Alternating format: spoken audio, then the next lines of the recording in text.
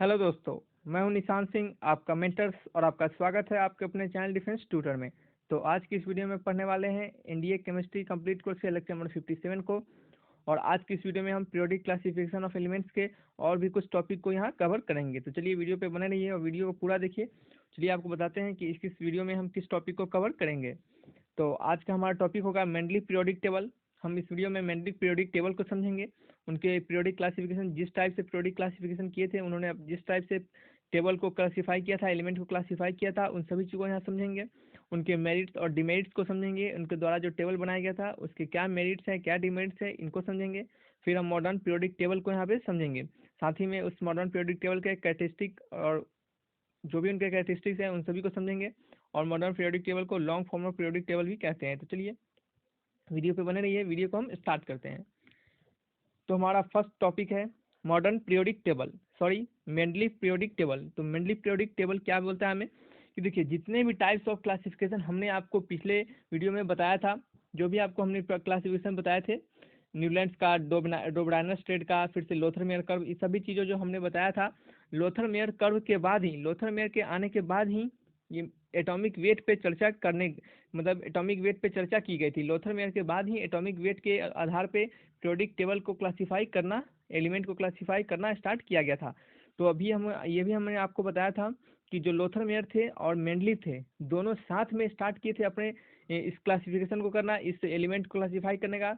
तो साथ ही में दोनों स्टार्ट किए थे, लेकिन लोथर पीछे रह गए। क्यों? क्योंकि लोथर फिजिकल प्रॉपर्टीज पे अपने क्लासिफिकेशन को स्टडी किए थे, और मेंडली जो थे वो केमिकल प्रॉपर्टीज पे स्टडी कर रहे थे। और बाद में देखा गया कि लोथर-मेयर अपने कर्व को डिजाइन कर दिए, और जो मेंडली थे वो एक पीरियोडिक टेबल को बनाए। क्या बनाए? एक पीरियोडिक टेबल को बनाए। साथ ही में जो उनका जो लोथर-मेयर का जो कर्व था उसको इतना सिग्निफिकेंस नहीं मिल पाया, क्योंकि उनका कर्व का जो एलिमेंट था, उनके कर्व में जो जो एलिमेंट को रिप्रेजेंटेशन किया था, उनके हर एक जो एलिमेंट थे उनके पार्टिकुलर जगह को किसी को भी याद रखना पॉसिबल नहीं हो रहा था, वो और कठिन हो जा रहा था। और पीरियोडिक टेबल और मतलब सुधार के लिए, कहने का मतलब हमें आसानी के लिए बनाया गया था, हमें कि अच्छे से एलिमेंट को याद कर सके। तो ऐसा हो नहीं सका, इसके कारण उनका लॉ पीछे रह गया और ये जो मेंडली थे वो आगे निकल गए। तो देखिए मेंडली ने यहाँ पे कितनी अच्छी बात कही। और मॉडर्न पीरियोडिक टेबल में तो इस दोनों को मिला के और अच्छा बढ़िया से उसको बनाया गया। तो चलिए समझते हैं मेंडली पीरियोडिक टेबल को। देखिए मेंडली पीरियोडिक टेबल का जो उनका जो बेस था वो एटॉमिक वेट पे था। उन्होंने अपने टेबल को एटॉमिक वेट के आधार पे बताया था, ठीक है। तो मेंडली पीरियोडिक लॉ के अनुसार, Mendeleev periodic law, according to the Mendeleev periodic law, Mendeleev periodic law के अनुसार जो प्रॉपर्टीज ऑफ एलिमेंट होते हैं, एलिमेंट के जो प्रॉपर्टीज है वो पीरियोडिक फंक्शन है। किसके? पीरियोडिक फंक्शन है उनके एटॉमिक मासेस के। क्या है पीरियोडिक? कहने का मतलब एक रेगुलर इंटरवल पे उसको फॉलो करना। जैसे आपको पता है पेंडुलम पीरियोडिक मोशन करता है, टू एंड फ्रो मोशन करता है, वो किसी खास इंटरवल ऑफ टाइम पे टू फ्रो करता रहता है। सिमिलरली जो आपका एलिमेंट है उनका पीरियोडिक फंक्शन जो है वो एटॉमिक मासेस पे डिपेंड करता है, यानी कुछ खास एटॉमिक मासेस के बाद उनका पीरियोडिक जो उनका फंक्शन होता है वो रिपीट करता है, ठीक है। नेक्स्ट उन्होंने क्या कहा, उन्होंने जो टेबल बनाया था, जैसे हमने आपको लोथर-मेयर के कर्व के हर एक पॉइंट को कवर किया था, सिमिलरली यहाँ पे हमने मेंडली पीरियोडिक टेबल में जो उनका जो क्लासिफिकेशन था, जिस तरह से अपने टेबल को डिजाइन किए थे, उन सभी को यहाँ पे हम समझेंगे। तो उनका जो डिजाइन था पीरियोडिक टेबल का, जो डिजाइनेशन था, उस अपने पीरियोडिक टेबल में 6 हॉरिजेंटल रो उन्होंने डाला था। हॉरिजेंटल कहने का मतलब ये हॉरिजेंटल हुआ, ये हॉरिजेंटल हुआ। हम आपको टेबल दिखाएंगे इनका, जो क्या इन्होंने टेबल किस तरह से प्रिपेयर किया था। और उन्होंने उसको, उस हॉरिजेंटल लॉ को क्या कहा था उन्होंने? पीरियड्स का नाम दिया था। क्या नाम दिया था? पीरियड्स का नाम दिया था। साथ ही में उन्होंने 8 वर्टिकल कॉलम को डिजाइन किया था, 8 वर्टिकल रो इस तरह, 8 वर्टिकल रोज को, और इन्होंने इसका नाम दिया था ग्रुप। क्या नाम दिया था इन्होंने? इसका नाम ग्रुप्स दिया था, ठीक है। और उसके बाद इन्होंने जो इनका जो 8, इनका जो 8, एक सेकेंड, हाँ, तो देखिए इनका जो 8 रो था, 8 जो वर्टिकल रो था, उन्होंने उसमें से 1 to 7 को उन्होंने 2 सब ग्रुप्स में बांटा। 2 सब ग्रुप्स करने का मतलब एक ए सब ग्रुप्स, एक दूसरा बी सब ग्रुप्स। और साथ में 8वें एलिमेंट को, जो उनका 8वां जो वर्टिकल कॉलम था, 8वां जो ग्रुप था, उन्होंने उसको 3 रो ऑफ एलिमेंट में बांटा, यानी एक ही में तीन एलिमेंट को एक ही रो में डाल दिया, यानी इस तरह करके 3 रो में उन्होंने एक ही एलिमेंट को डाल दिया, ठीक है। तो उसका नाम उन्होंने 8 ग्रुप दिया था। क्यों डाला था? उसके पीछे रीजन था, उसका सिमिलर प्रॉपर्टीज के अनुसार ऐसा डाला गया था। तो चलिए सब चीज़ को हम बाद में समझेंगे, पहले इस पॉइंट और जो पॉइंट है उन सभी को समझेंगे हम। तो ये सब चीज़ आपको मेरिट डिमेरिट में समझाएंगे। तो देखिए उनका पीरियोडिक लॉ में और उन्होंने क्या बताया था कि जिनके एलिमेंट हैविंग सिमिलर प्रॉपर्टी, जो भी एलिमेंट थे जिनके सिमिलर समान प्रॉपर्टीज थे उनको प्लेस किया गया था सेम ग्रुप्स में, ठीक है, उनको सेम ग्रुप्स में प्लेस किया गया था। देखिए दोस्तों, अगर आपको मेरा वीडियो फास्ट लग रहा होगा तो इसे स्लो करके देखिएगा, और आपको वीडियो का स्पीड सही लग रहा है तो कमेंट जरूर कीजिएगा, बताइएगा आपको वीडियो का स्पीड कैसा लग रहा है। एक और दोस्तों आपकी बात एक बात बतानी चाहते हैं हम आपको कि प्लीज़ हमें सपोर्ट कीजिए। हम ये सब नहीं बोलना चाहते कि हमें अच्छा नहीं लगता, हम कुछ कुछ वीडियो में बीच में बोल दिए हुए हैं, लेकिन हमें अच्छा नहीं लगता। हम हमेशा ये सब लास्ट में बोलना चाहते हैं कि देखिए अगर आप कुछ यहाँ से, कि बहुत सारे बच्चे देख लेते हैं लेकिन सपोर्ट हमें नहीं करते, हमें सब्सक्राइब लाइक नहीं करते हैं। देखिए अगर आपको यहाँ से कुछ सीखने के लिए मिले, अगर यहाँ से आप कुछ भी सीखते हैं तो आप हमारे चैनल को जरूर सपोर्ट कीजिएगा, हमें लाइक जरूर कीजिएगा, ठीक है, हमारे वीडियो को जरूर लाइक कीजिएगा और सब्सक्राइब भी जरूर कीजिएगा अगर आपको कुछ यहाँ से सीखते हैं तब, ठीक है। चलिए नेक्स्ट पॉइंट क्या है हमारा, नेक्स्ट पॉइंट है कि there are some spaces left. Mendeleev ने कुछ स्पेसेस को वैकेंट छोड़ दिया था, कुछ स्पेसेस को उन्होंने लेफ्ट छोड़ दिया था, खाली छोड़ दिया था, और उसके जो इन द टेबल में accommodate the element be discover in future, उन्होंने ऐसा कहा था कि ये जो जगह लेफ्ट है ऐसा कोई एलिमेंट आएगा, ठीक है, ऐसा कोई एलिमेंट आएगा, और जो उन्होंने जिस जगह को छोड़ा था उसके प्रॉपर्टीज को उन्होंने पहले ही प्रिडिक्ट कर दिया था कि हाँ इस प्रॉपर्टीज का ही, इस सिमिलर प्रॉपर्टीज का ही, एग्जैक्ट प्रॉपर्टीज तो नहीं मिल सकते लेकिन इस सिमिलर प्रॉपर्टीज के ही कुछ एलिमेंट यहाँ पे आपको इस वैकेंट प्लेस पे आएंगे जो कि फ्यूचर में डिस्कवर होंगे। तो देखिए मेंडलीव एक तरह से समझिए कैसे, मतलब उन्होंने एक प्रिडिक्ट किया था फ्यूचर, वो जानते थे, क्या जानते थे, वो फ्यूचर जानते थे, उन्होंने फ्यूचर को ध्यान में रखते उन्होंने प्रिडिक्ट कर दिया था अपने टेबल में। सोचिए कितना मतलब महान काम हुआ ये। नेक्स्ट क्या है, मेंडलीव पीरियोडिक टेबल। देखिए यही उन्होंने पीरियोडिक टेबल बनाया था जिसमें आपको 8 ग्रुप मिलेगा, 1 2 3 4 5 6 7 और ये 8, 3 एलिमेंट का क्या है 8वां ग्रुप, जिसमें 3 एलिमेंट एक ही साथ रो में है, ठीक है। और आपको उन्होंने कितने 6 पीरियोडिक टेबल, 6 उन्होंने क्या बताया था, 6। देखिए ये आपको जो दिख रहा होगा हमने इसको नहीं गिना क्योंकि इसका लिमिटेशन है, जो आपको लिमिटेशन समझाएंगे उस समय हम आपको बताएंगे कि इसको हमने क्यों नहीं गिना। और जब उन्होंने पीरियोडिक टेबल में आपका पीरियड्स की बात की थी तो कितने पीरियड बोले थे उन्होंने, 6 पीरियड बोले थे, जैसे 1 2 3 4 5 6, 6 पीरियड। फिर आप सोचेंगे इसको क्यों नहीं गिना हमने, तो इसको भी हम आपको बताएंगे जब उसके लिमिटेशंस को समझेंगे। तो चलिए जस्ट इसके बाद ही लिमिटेशंस और मेरिट को पढ़ने वाले हम। तो चलिए समझते हैं merits of Mendeleev periodic table. कुछ मेरिट्स को समझते हैं, मेंडलीव के द्वारा जो पीरियोडिक टेबल दिए गए थे उनके क्या खासियत थे, क्या मेरिट थी। तो देखिए एलिमेंट वेयर क्लासिफाइड वन और मोर fundamental basis of the atomic masses and properties. Element जो थे उनको एक या एक से ज़्यादा फंडामेंटल बेसिस पे क्लासिफाई किया था, जैसे एटॉमिक मासेस पे और उनके कुछ प्रॉपर्टीज़ पे, बहुत सारे प्रॉपर्टीज़, केमिकल प्रॉपर्टीज़, इस सब पे उनको क्या किया गया था, उनको क्लासिफाई किया गया था, ठीक है। साथ ही में दूसरा पॉइंट में कहा जाता है कि उन्होंने अपने टेबल में कुछ स्पेसेस को वैकेंट छोड़ दिया था, कुछ स्पेसेस को वैकेंट छोड़ दिया था और कहा था कि ये जो एलिमेंट्स है वो डिस्कवर होंगे फ्यूचर में, क्या होंगे, फ्यूचर में डिस्कवर होंगे, ठीक है। तीसरा पॉइंट में कहा गया था उनके द्वारा कि जो जो प्रिडिक्टेड एलिमेंट है, जो प्रिडिक्टेड एलिमेंट है जो उन्होंने, जिसको उन्होंने वैकेंट छोड़ा था और जो कहा था कि जो एलिमेंट उस फ्यूचर में आपको मिलेंगे उसके प्रॉपर्टीज को उन्होंने पहले ही डिस्कवर कर दिया था। देखिए यहाँ पे लिखा हुआ है कि it could predict the properties of element which help the discovery of new element. उन्होंने जिस एलिमेंट को बताया था कि इस जगह पे आएगा, ठीक है, उसका कुछ नाम दिया था, हम आपको बताएंगे आगे जस्ट इसके बाद ही। तो उन्होंने उसके लिए वैकेंट स्पेस छोड़ा था और उन्होंने कहा था कि ये इनका जो प्रॉपर्टी, जो यहाँ पे एलिमेंट आएगा उनके, उन्होंने कुछ प्रॉपर्टीज को भी बताया थे कि हाँ इसी सिमिलर प्रॉपर्टीज पे ही क्या होगा, कुछ नया एलिमेंट आपको वहाँ पे डिस्कवरी होगा, ठीक है। तो देखिए मतलब एक उन्होंने फ्यूचर की बात कही थी कि फ्यूचर में ऐसा हो सकता है, वो एक तरह से फ्यूचर जानते थे एक तरह से, कि उन्होंने ऐसी बात को वहाँ उन्होंने कहा था, ठीक है। तो देखिए उन्होंने क्या क्या कहा था, जो प्रिडिक्टेड एलिमेंट है, कुछ प्रिडिक्टेड एलिमेंट को हम आपको बताते हैं। जैसे उन्होंने एल्युमिनियम का उसका में डिस्कवरी हो चुका था, ठीक है, मेंडलीव के समय एल्युमिनियम का डिस्कवरी हो चुका था। तो उन्होंने एल्युमिनियम के जस्ट बाद, देखिए एल्युमिनियम के जस्ट बाद आपको यहाँ पे तो नहीं दिख पाएगा, इनके इस पीरियोडिक टेबल में तो नहीं दिख पाएगा क्योंकि इसके जस्ट बाद उसका डिस्कवरी हुआ था। तो एल्युमिनियम के जस्ट बाद उन्होंने इका एल्युमिनियम का नाम दिया था। इका मतलब बाद का, इका मतलब परे होता है, परे, तो मतलब एल्युमिनियम के परे। तो उन्होंने बात बोला था कि एल्युमिनियम के जस्ट बाद जो आपका मेटल आएगा, जो मेटल आएगा ये प्रिडिक्टेड था जगह, ये प्रिडिक्टेड जगह था। उन्होंने बोला था इसका जो मेटल आएगा उसका प्रॉपर्टीज उन्होंने एल्युमिनियम के ही प्रॉपर्टीज पे सिमिलर उनको बताया था, देखिए। और जस्ट जैसे ही एल्युमिनियम के बाद जो आपका एलिमेंट आया उसका नाम गैलियम रखा गया, GALLIUM, गैलियम रखा गया। और इसका प्रॉपर्टीज देखिए जस्ट एल्युमिनियम के सिमिलर होता है, देखिए कैसे। जैसे उन्होंने एटॉमिक मास एल्युमिनियम का 68 था उस समय, तो उन्होंने जस्ट देखिए 69.7 जस्ट अप्रोक्स में आया। देखिए डेंसिटी 5.9 है तो 5.94 लो है इसका मेल्टिंग पॉइंट, तो इसका भी लो ही है 30.2 डिग्री सेल्सियस।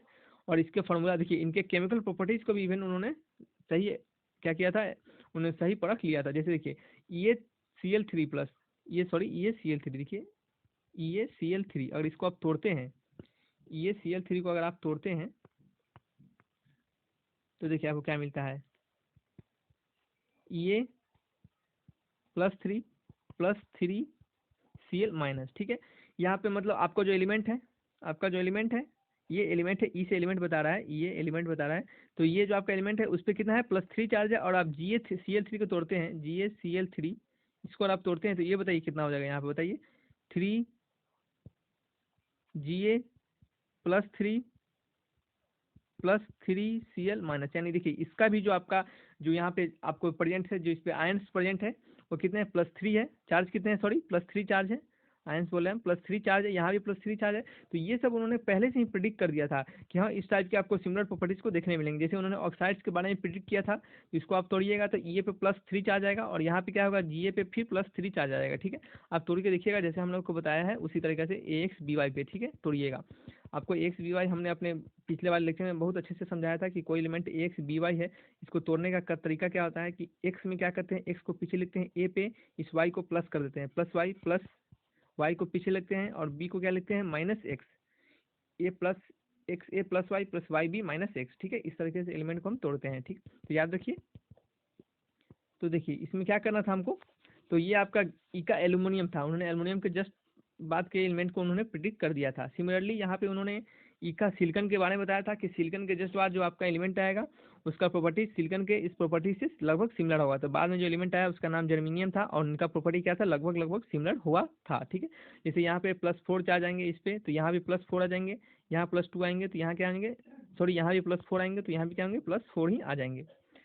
नेक्स्ट उन्होंने क्या बताया था कि जो इनर्ट गैसेस ऑफ एलिमेंट उनका मेरिट था पीरियोडिक टेबल का, कि बाद में जो इनर्ट गैसेस, जो नॉन रिएक्टिंग गैसेस होते हैं, वो जो बाद में डिस्कवर हुए उनका उन्होंने एक सेपरेट ग्रुप, बिना उनके टेबल को डिस्टर्ब करते हुए उसको एक सेपरेट ग्रुप में प्लेस कर दिया गया, ठीक है। तो ये भी उनके टेबल का ही मेरिट था कि बिना जो एक एलिमेंट इनर्ट गैसेस हमें जो मिला बाद में, उसको बिना टेबल को छेड़छाड़ किए हुए उसको हम सेपरेट ग्रुप में डाल दिए और बिना आपको टेबल को कोई छेड़छाड़ की वजह से आपको हम दिखाते हैं। ये जो आपका आपको जो एलिमेंट दिख रहा है यहाँ पे, आपको जो एलिमेंट दिख रहा है जिसे हमने नहीं कैलकुलेट किया था अभी अपने ग्रुप्स के गिनते समय, देखिए 1 2 3 4 5 6 7 8 जो हमने ग्रुप बताया था और इसे जो नहीं कैलकुलेट किया था हमने, तो ये यही था आपका इनर्ट गैसेस ही है, helium, neon, argon, krypton, xenon, radium. ये आपका इनर्ट गैसेस है, क्या है, इनर्ट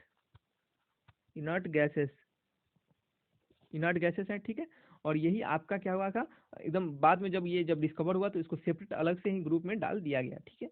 तो ये उनका मेरिट था टेबल का। उनके कुछ डिमेरिट्स को समझते हैं, आपको जब डिमेरिट समझाएंगे तब हम आपको बताएंगे कि हम उनके जो पीरियड थे 1 2 3 4 5 6 7, जो हमने इसको 6 गिना था, इसको नहीं गिना था, और तो इसको जोड़ के 7 आ रहा था, इसको सिर्फ 6 आ रहा था, ऐसा क्यों हुआ था, चलिए आपको हम समझाते हैं इनके डिमेरिट्स में। तो चलिए समझते हैं defects of Mendeleev periodic table. Mendeleev periodic table के कुछ डिफेक्ट्स को समझते हैं। देखिए हम आपको जिस वे से पढ़ा रहे हैं, जो चीज़ पढ़ा रहे हैं, आप उसको अगर अच्छे से पढ़ लेते हैं तो आपके इंडिया एग्जाम में केमिस्ट्री के एक भी क्वेश्चन छूटने नहीं जा रहे हैं, ठीक है। आपको एक भी क्वेश्चन नहीं छूटेगा आपके एग्जाम में, आप अच्छे से हर एक क्वेश्चन को अच्छे से डिलीवर वहाँ कर पाइएगा। तो चलिए आपका फर्स्ट पॉइंट क्या कहा जा रहा है डिफेक्ट्स में उनके, कि उन्होंने some elements are not arrange, उन्होंने कुछ एलिमेंट्स को अरेंज नहीं कर पाया था उनके increasing order of atomic masses पे, जैसे कोबाल्ट को प्लेस कर दिया गया था निकल से पहले, टेलिडियम को प्लेस कर दिया गया था आयोडीन से पहले। तो चलिए इस पॉइंट को समझते हैं कि कोबाल्ट को निकल से पहले प्लेस कर देने का मतलब और इस पॉइंट का मतलब क्या है। इस पॉइंट का मतलब तो सबसे पहले यही है कि उन्होंने जो उनका जो अरेंजमेंट था, जैसे increasing order of atomic masses पे उन्हें एलिमेंट को सजाया था, वो फॉलो नहीं कर पाया था, कब, कोबाल्ट और निकल के केस में।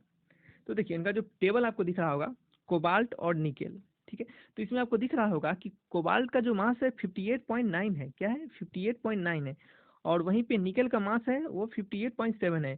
लेकिन मेनली पीरियोडिक टेबल के अनुसार उन्होंने तो जो एलिमेंट को एटॉमिक मासेस के वेरिएंट पे, इंक्रीजिंग एटॉमिक मासेस पे उन्होंने इसको टेबल को डिजाइन किया था, लेकिन यहाँ पे तो देखा जा रहा है कि पहले कोबाल्ट जिसका ज़्यादा मास है वो पहले आ गया, 9 है, देखिए 58.9, यहाँ 58.7 है, तो पहले वाला ज़्यादा वाला मास पहले आ गया और कम वाला मास बाद में आ गया, तो ऐसा क्यों? इसका उनके पास कोई जवाब नहीं था। ठीक है, तो चलिए ये उनका एक लिमिटेशन था। सिमिलरली आपका एक और पॉइंट क्या था, उसी तरह यहाँ पे जो आपका था टेल्यूरियम और आयोडीन, वहाँ भी उन्होंने इसी काम को किया था।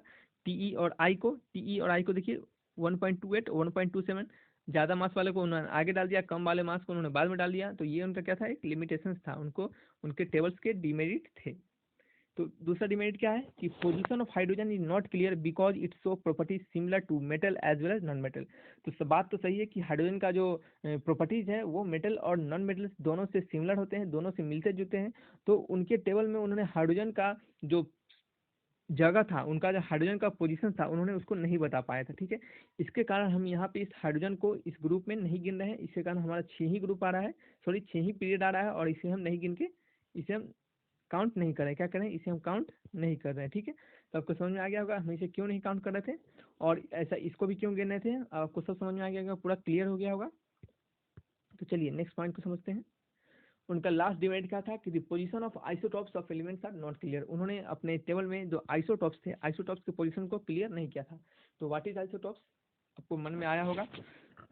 तो देखिए, अगर आपको ऐसा चीज़ मन में आ रहा है तो आप पिछले वाले वीडियो हमारा नहीं देखे हैं, अगर प्लीज़ जाके वहाँ पे देखिए, आपको वहाँ समझ में आएगा। हमने isotopes, isotones, isobars, isoelectronic species, इन सभी चीज़ों को हमने कवर किया है। ठीक है, वैसे हम यहाँ पे आपको बता देते हैं कि आइसोटॉप्स क्या होते हैं। आइसोटॉप्स को डिफाइन किया जाता है, isotopes are the atoms of same element। एक ही एलिमेंट के एटम्स होते हैं जिनके एटॉमिक नंबर सेम होते हैं, यानी isotopes are the atoms of same element having same atomic number लेकिन उनके मास नंबर जो होते हैं वो क्या होते हैं, डिफरेंट होते हैं। क्या होते हैं, उनके मास नंबर क्या होते हैं, डिफरेंट होते हैं। तो आपको क्या समझ में आया कि आइसोटॉप्स क्या होते हैं, ऐसे एलिमेंट जिनका एटॉमिक नंबर तो सेम हो लेकिन मास नंबर डिफरेंट हो। जैसे आपने हाइड्रोजन के बारे में सुना होगा, आप इसको नोट कर सकते हैं, ऐसे तो हम ये सब चीज़ बता चुके हैं। तो आपने हाइड्रोजन के बारे में सुना होगा, प्रोटियम, ड्यूटेरियम, ट्रिटियम, ये सब क्या है, ये सब आइसोटॉप्स हैं। जैसे आपको दिखा के एक बार हाइड्रोजन का एग्जाम्पल लिख के दिखा देते हैं। तो चलिए एक बार इरेज कर लेते हैं थोड़ा अच्छे से। चलिए देखिए, हाइड्रोजन के बारे में सुना होगा उन्हें, हाइड्रोजन, मार्कर का प्रॉब्लम है दोस्तों। देखिए हाइड्रोजन,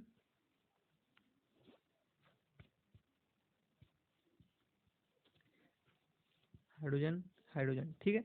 तो देखिए सभी के एटॉमिक नंबर सभी के एटॉमिक नंबर 1 हो जाते हैं। ठीक है, लेकिन वहीं पे अगर हम उनकी मास नंबर की बात करें तो इस हाइड्रोजन को हम 1, इसको नाम देते हैं प्रोटियम, PROTIUM।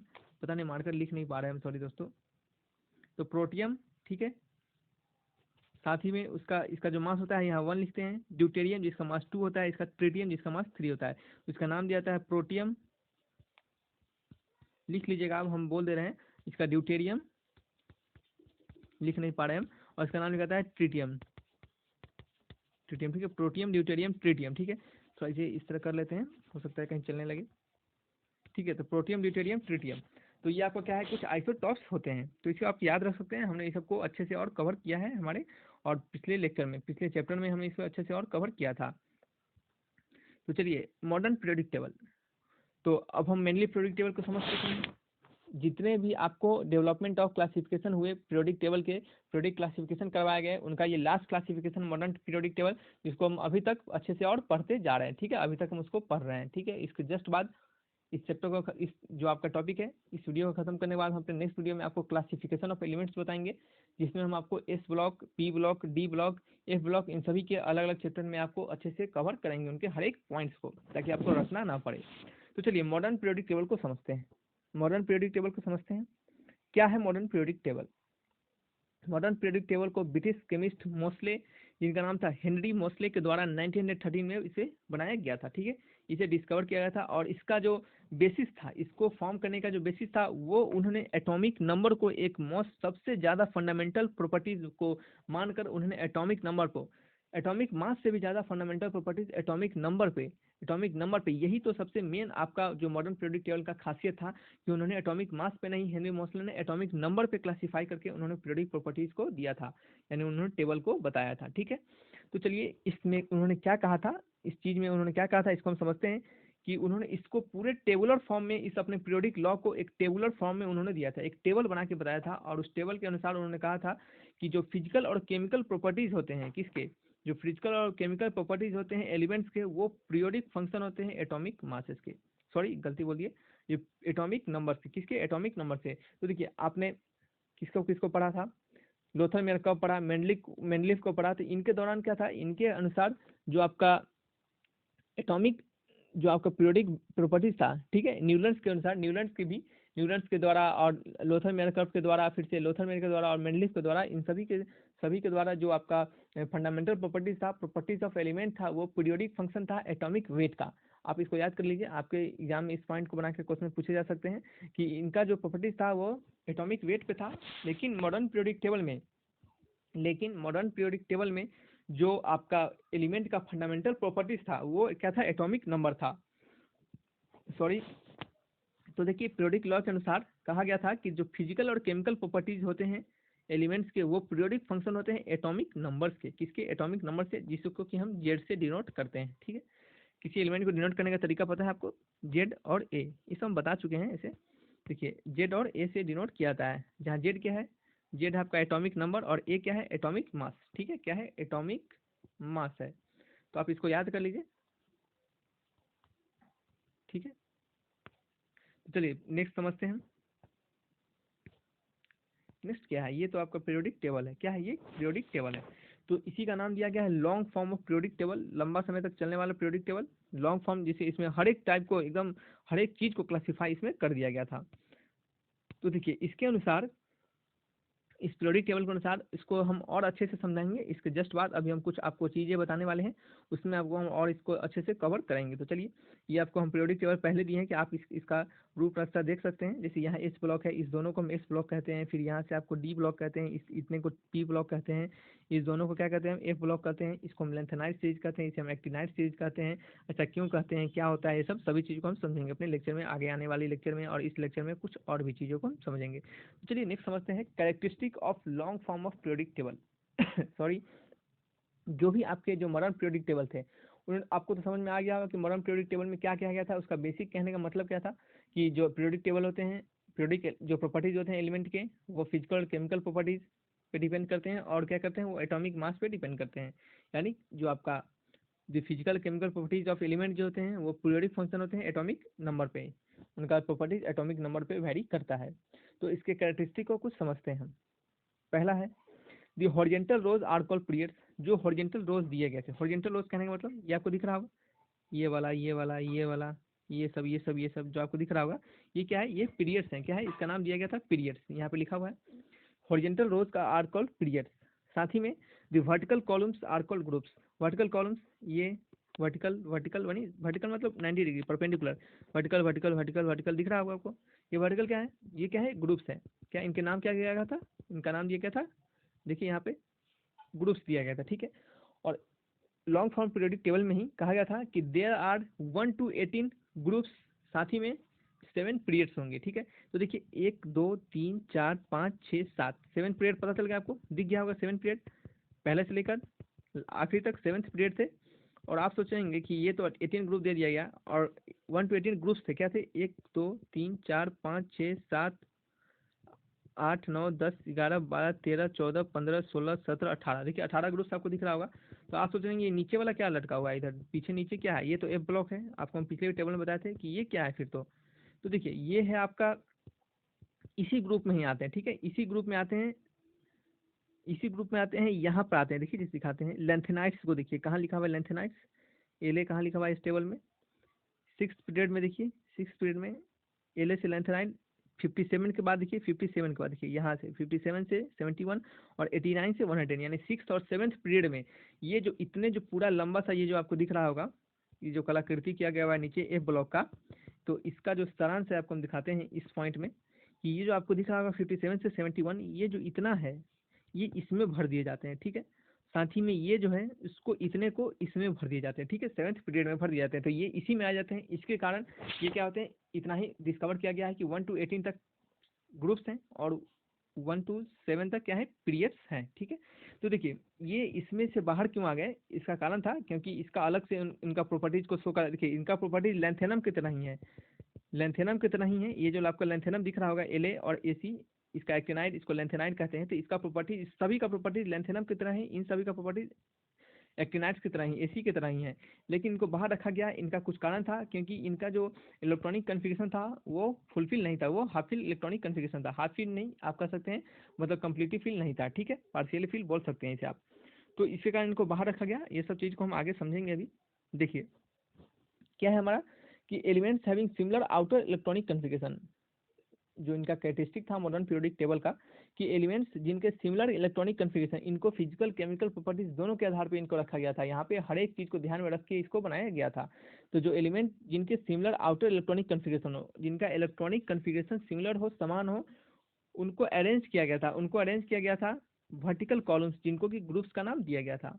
यानी जो भी एलिमेंट है जिनके प्रॉपर्टीज सिमिलर है, उनको वर्टिकल कॉलम, यानी ऐसे ऐसे ऐसे ऐसे, इन सभी का इलेक्ट्रॉनिक कन्फिगरेशन क्या होगा, आपस में सेम होगा, ठीक है। तभी इनको वर्टिकल कॉलम में रखा गया था। ये सब इसके कुछ प्रॉपर्टीज, आप इसको याद रख सकते हैं। इससे आपको एग्जाम में क्वेश्चन बन सकते हैं कि जिनके इलेक्ट्रॉनिक कन्फिगरेशन सेम है उनको पीरियड में रखा गया था या फिर ग्रुप में रखा गया था। आपके एग्जाम में बेसिक क्वेश्चन बनते हैं, ना ही बहुत हाई लेवल के, ना ही बहुत लो लेवल के, ठीक है। तो चलिए देखिए, तो क्या कहा गया था कि एलिमेंट जिनके similar outer electronic configuration, outer electronic configuration कहने मतलब उनके आउटर मोस्ट सेल का, उन मान लीजिए 5 सेल है, के है, एल है, एम है, तो जो उनका आउटर मोस्ट सेल है, ये जो आउटर मोस्ट सेल है, इनका जो इलेक्ट्रॉनिक कन्फिगरेशन होगा, इन इस आउटर मोस्ट सेल का जो इलेक्ट्रॉनिक कन्फिगरेशन होगा, उसके अनुसार क्या गया था, इसको रखा गया था, ठीक है।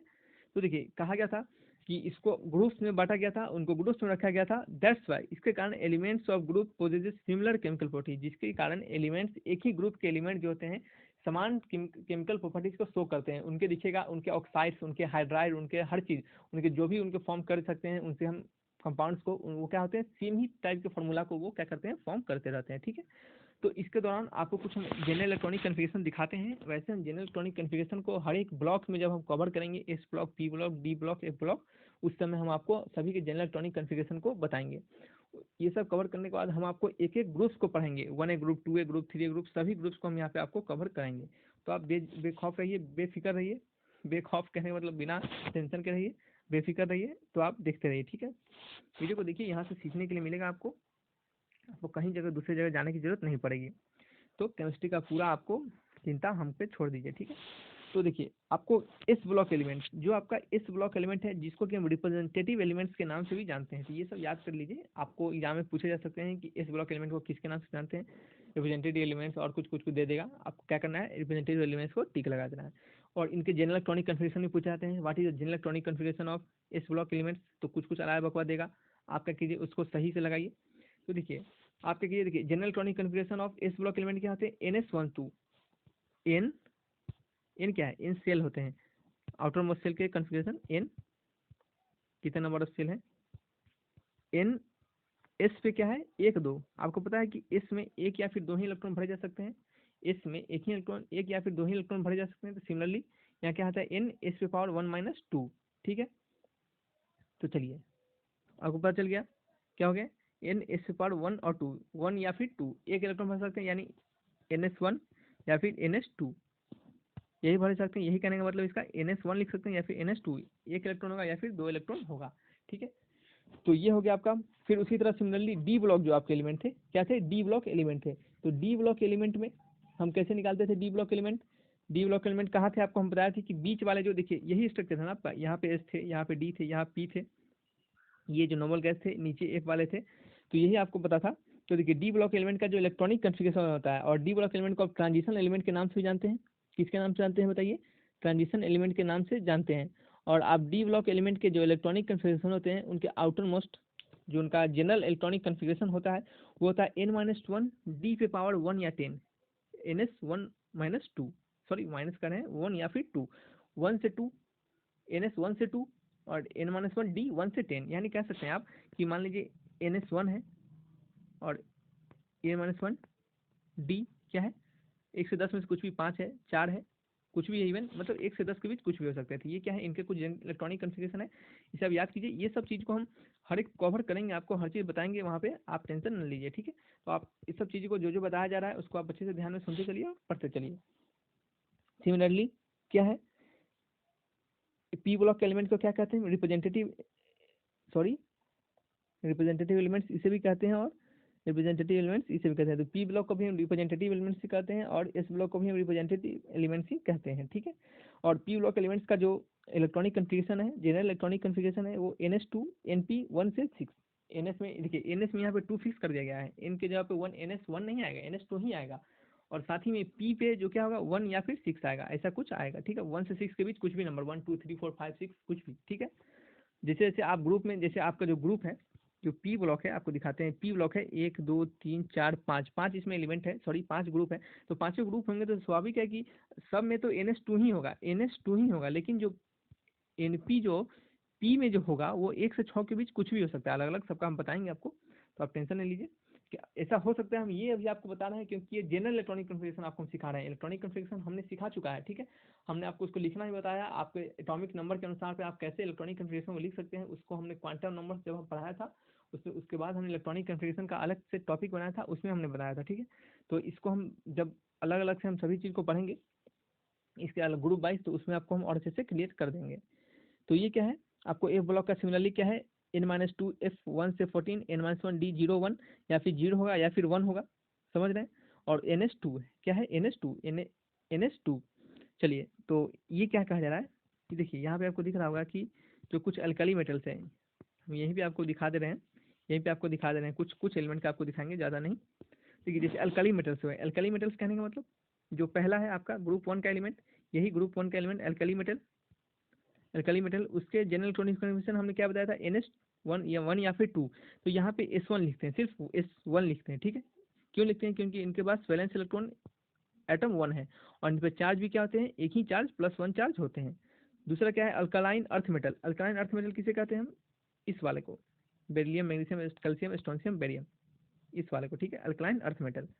तो इसका इलेक्ट्रॉनिक कन्फिगरेशन क्या होता है, इसका इलेक्ट्रॉनिक कन्फिगरेशन बताइए। इसका इलेक्ट्रॉनिक कन्फिगरेशन होता है S2। क्यों, आपको पता है कि इस ब्लॉक एलिमेंट में 2 ही आते हैं, alkali metal, alkaline earth metal, ठीक है। यही 2 ग्रुप आते हैं इस ब्लॉक एलिमेंट में, ठीक है। देखिए एक ये है ग्रुप, एक ये ग्रुप, ये दोनों ग्रुप आते हैं। और इसका electronic general electronic configuration NS2 होता है, या फिर N पे NS1 होगा, या तो NS2 होगा। तो पहले वाले के लिए NS1 हो गया, तो दूसरे वाले के क्या हो गया, NS2 हो गया, ठीक है। क्यों, इसके आटोमोस्ट इलेक्ट्रॉनिक कन्फिगरेशन क्या है, जो आटोमोस्ट वैलेंस इलेक्ट्रॉन है कितने हैं, 2 इलेक्ट्रॉन्स है। और इसके चार्ज क्या आते हैं, +2 होते हैं, क्योंकि 2 ही इलेक्ट्रॉन है तो 2 ही इलेक्ट्रॉन निकल सकते हैं, जिससे कारण क्या है, +2 चार्ज है। सिमिलरली पी ब्लॉक की बात करें, पी ब्लॉक की बात करें हम, एक सेकेंड सॉरी,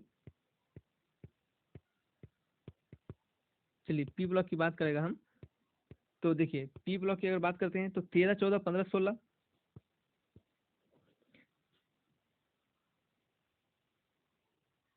देखिए 12 13 14 15 16 17, ठीक है।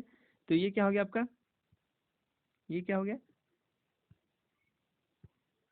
हाँ देखिए ये क्या हो गया आपका, इनका इलेक्ट्रॉनिक कन्फिगरेशन क्या हो गया, S2। देखिए सब में आपने हमको बताया, हमने आपको बताया था कि NS2 होगा, NS2 देखिए S2 सब में S2 है, हेलोजेंस नहीं, S2 तो सब में प्रेजेंट है, ठीक है। S2 तो सब में प्रेजेंट है, लेकिन P1 से 6 के बीच में कुछ भी हो सकता है। पहले वाले के लिए P1 है, दूसरे वाले के लिए P2 है, P3 है, P4 है, ठीक है। और इसी तरह हेलोजेंस के लिए 17 वाले ग्रुप भी इसी में आते हैं, देखिए 17 वाले ग्रुप भी इसी में आते हैं, halogens fluorine chlorine bromine iodine. तो क्या हो गया, 13 14 15, 13 14 15 16 17, ये तीनों आप आ गए, आपको तीनों आ गए इसी में पी ब्लॉक के एलिमेंट्स में। और इसका लास्ट में क्या होता है, 5 होता है, क्या होता है, S2P5 होता है। आपको यही बताना चाह रहा है कि सब में S2 तो सेम होंगे, लेकिन पी में क्या होंगे, 1 2 6 के बीच कुछ भी होंगे। यही आपको बेसिक यहाँ पे मोटो है हमारा समझाने का, ठीक है। तो ये सब चीज़ को आपको बाद में बताने वाले थे, लेकिन थोड़ा सा इसमें बीच में ही आपको हम थोड़ा बता दिया है। तो देखिए 14 15 16 हो गया, -4 -3 -2, जिनके क्या है, इनके चार्जेज हैं। 4 इलेक्ट्रॉन बाहर निकल सकते हैं, इस कारण माइनस चार्ज है। 5 इलेक्ट्रॉन निकल सकते हैं, तो क्या है, देखिए 5 इलेक्ट्रॉन निकल सकते हैं, लेकिन 5 को निकलने से अच्छा है कि 3 इलेक्ट्रॉन आ जाए। क्यों 3 इलेक्ट्रॉन आ जाए, कि अगर P3 है हाफ फील्ड है, अगर P को हम 6 कर देते हैं, ये फुल्ली फील्ड होता है। ये सब चीज़ हम बता चुके हैं कि पार्शियली फील्ड और फुल्ली फील्ड का कन्फिगरेशन क्या होता है, मोर स्टेबल होता है। सबसे ज़्यादा फुल्ली फील्ड, उसका सॉरी, तो पार्शियली फील्ड नहीं, कंप्लीटली फील्ड और हाफ फील्ड कन्फिगरेशन क्या होते हैं, मोर स्टेबल होते हैं। तो सबसे ज़्यादा कंप्लीटली फील्ड होता है, फिर हाफ फील्ड होता है, फिर पार्शियली फील्ड होता है। तो यहाँ पे पी पे क्या है, 3 इलेक्ट्रॉन्स है, पी पे क्या है, 3 इलेक्ट्रॉन्स है, और इसको हम 6 इलेक्ट्रॉन कर दे तो क्या हो जाता है, ये अच्छा और स्टेबल हो जाता है। इसी कारण हम क्या करते हैं, 3 इलेक्ट्रॉन और दे देते हैं, इसी कारण -3 चार्ज इस पे आ जाता है। सिमिलरली इस पे क्या करेंगे, 2 इलेक्ट्रॉन देंगे, इस पे 1 इलेक्ट्रॉन देंगे, और जो आपका नोबल गैस कन्फिग्रेशन होता है वो होता है H2P6। क्या होता है H2P6, इस पे यानी इसको हम कोई इलेक्ट्रॉन्स लेने का कोई जरूरत नहीं है। क्यों? क्योंकि ये क्या है, पहले से ही स्टेबल है, जिसके कारण इनका चार्ज क्या होता है, नोबल गैस का 0 चार्ज होता है, यानी वो नॉन रिएक्टिंग गैसेस कहे जाते हैं। नेक्स्ट पॉइंट क्या है, नेक्स्ट पॉइंट क्या है हमारा, नेक्स्ट पॉइंट क्या है, पीरियोडिक। 2 ही स्लाइड बचे हुए हैं, इसको कवर करते हैं। देखिए ये वीडियो हो सकता है बड़ा हो गया होगा, तो इसके लिए आपको यहाँ से कुछ सीखने के लिए भी जरूर मिला होगा। तो इसमें क्या कहा जा रहा है कि the periodic number of corresponding highest principal quantum number n of the element in the period and each period marks a new electronic shell getting filled. यानी कहने का मतलब इस पॉइंट का कि जितने भी आपके नंबर ऑफ क्वांटम नंबर्स बढ़ते हैं, यानी n का वैल्यू बढ़ते हैं, यानी ऊपर से नीचे जब हम आते हैं तो n का वैल्यू बढ़ते हैं, 1 पीरियड, 2 पीरियड, 3 पीरियड, 4 पीरियड। तो जैसे जैसे हम पीरियड को अगर कवर करते चले जाते हैं, पीरियड को हम बढ़ते चले जाते हैं, तो आपको क्या करना होता है कि एक नया सेल को, नए इलेक्ट्रॉनिक सेल को, जैसे KLMN जो सेल होता है, एक नए सेल को हमें जैसे पीरियड में हम कवर करते जाते हैं, नेक्स्ट पीरियड में जाते जाते हैं, तो एक नए सेल को हमें भरने की जरूरत पड़ती है, यानी एक नया सेल हमें भरना पड़ता है। तो जैसे इसके लिए एग्जाम्पल दिया गया है कि lithium, sodium, potassium, rubidium, caesium. तो ये देखिए आपको इस टेबल में lithium, potassium, rubidium, caesium, francium, ये क्या है, हम ऊपर से नीचे हर एक पीरियड में पीरियड 1 2 3 4 इस तरह बढ़े जा रहे हैं। तो इसके कारण हमें क्या करना पड़ा है कि एक नए सेल को फिल करना पड़ा था। जैसे देखिए लिथियम के लिए हमने 2s1 को सेल को फिल किया, ठीक है, लिथियम को हमने 2s1 को सेल को फिल किया। इस तरह सोडियम में हमने 3s1 को फिल किया, पोटेशियम में 4s1 को, रुबिडियम में 5s1 को। ये देख रहे हैं एक नया सेल यानी 3 4 5 6 एक नए सेल को हमें क्या करना पड़ा है, फुलफिल करना पड़ रहा है, ठीक है। यही इस पॉइंट में कहा जा रहा है। नेक्स्ट पॉइंट क्या है हमारा कि जो first period contain 2 elements and the subsequent period consist 8 8 18 18 and 32 element respectively and 7 period is incompleted. देखिए क्या कहा जा रहा है कि जो आपका फर्स्ट पीरियड है, पहले पीरियड है, जो पहला पीरियड है उसमें 2 एलिमेंट्स को हम डाल सकते हैं, ठीक है। कितने एलिमेंट्स को डाल सकते हैं, 2 एलिमेंट्स को डाल सकते हैं, ठीक है। फिर नेक्स्ट पीरियड में हम 8 एलिमेंट को डाल सकते हैं। फर्स्ट पीरियड कंटेंट 2 एलिमेंट्स, देखिए आपको दिख रहा होगा यहाँ पे, देखिए पहले पीरियड है ना, तो 1 एलिमेंट, 2 एलिमेंट। दूसरे पीरियड में हमने 8 एलिमेंट को डाला है, 1 2 3 4, थोड़ा इरेज कर देते हैं इसको, तब आपको समझ में आएगा शायद।